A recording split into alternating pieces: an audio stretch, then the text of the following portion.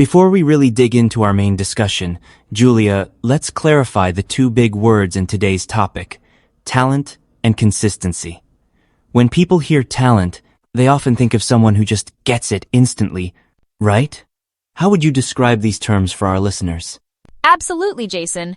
Talent is like a head start. It means having a natural ability to do something well, like learning new English words quickly or picking up pronunciation with ease. But the catch is, it's not something you can control or choose to have from the start. That makes sense. And then there's consistency, which is almost the opposite. It's not about how easily you start, but about sticking with something, even when it's tough. It's like watering a plant every day instead of dumping a bucket once a month. Exactly. Consistency means showing up regularly, practicing a little bit day by day.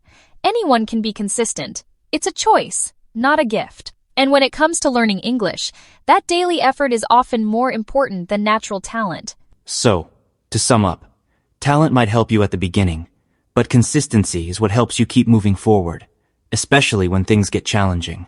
And the great news for our listeners is that anyone can choose to be consistent. That's the key message. Whether you're a beginner or advanced, you can always decide to keep going. And over time, consistency can even help someone outperform the most talented learners who don't practice regularly. Now that we've defined our terms, let's dig deeper. Julia, have you ever seen a student who was clearly talented but didn't work very hard? What happened to them over time? Oh, so many times, Jason. I remember a boy in my class who seemed to pick up English effortlessly. He was confident and quick, but after a while he stopped trying. He figured his natural skills would always carry him. And let me guess, while he stayed at the same level, others slowly caught up, right? I've read studies showing that without regular practice, even the most gifted learners can plateau while steady ones keep climbing. Exactly. It's a classic tortoise and hare story. The consistent learners, even if they struggled at first, kept improving step by step. Meanwhile, the talented student lost his edge because he didn't build those crucial daily habits. It's almost a paradox. Talent can make you comfortable, but comfort can lead to stagnation. On the flip side, consistent effort builds resilience. When things get tough, those who are used to working every day don't give up as easily. That's absolutely true. Research from Cambridge even shows that consistent language practice rewires the brain's memory circuits, making it easier to retain and use new information. So, in the end, consistency always gives you a better chance at success. To make this idea really come alive, let's share some stories. Julia, can you tell us about someone who succeeded not because of talent, but because they never gave up? Definitely.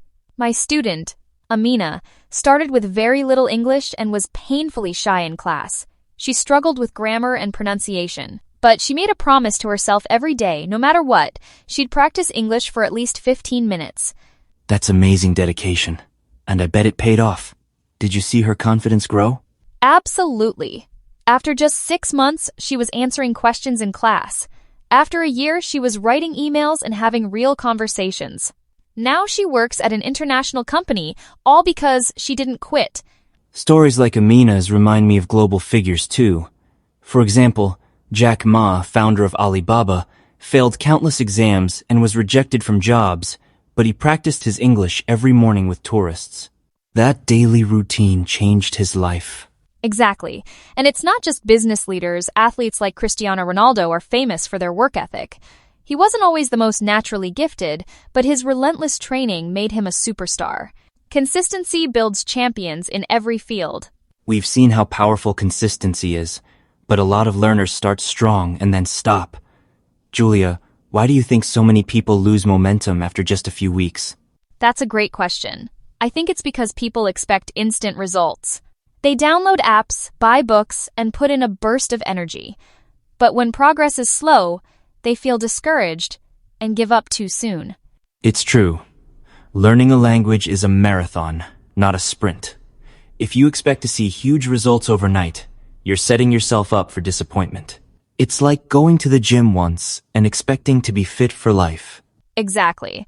And another common mistake is being afraid of making errors. Many learners stop because they feel embarrassed about their mistakes, forgetting that making errors is actually a crucial part of the learning process. So for our listeners, If you find yourself losing motivation, remember, slow progress is still progress. The key is to keep going, even when it feels hard or you don't see immediate changes. Absolutely! Studies show that the most successful learners aren't the ones who never struggle. They're the ones who keep showing up. If you can push through the slow periods, you'll be amazed at how much you can achieve. Let's wrap things up with some actionable advice. Julia, what practical tips do you recommend for listeners who want to become more consistent in their English practice? First, set small, clear goals. Instead of saying, "I'll study English for hours," start with 10 to 15 minutes a day. Achievable targets keep you motivated and help build momentum. And routines are powerful. Try linking your practice to a daily habit, maybe right after breakfast or before bed. This makes studying automatic, just like brushing your teeth. Exactly. Also, make learning enjoyable. Listen to English music, watch your favorite shows with subtitles, or write a short journal entry. When you're having fun, consistency feels much easier. It helps to have support too. Find a study partner, join an online group, or even just tell a friend about your goals. Accountability can make all the difference when motivation dips. And here's our challenge. For the next 7 days, practice English every day for at least 10 minutes. Track your progress in a notebook or app. By the end of the week, notice how much you've improved. Little steps add up to big results.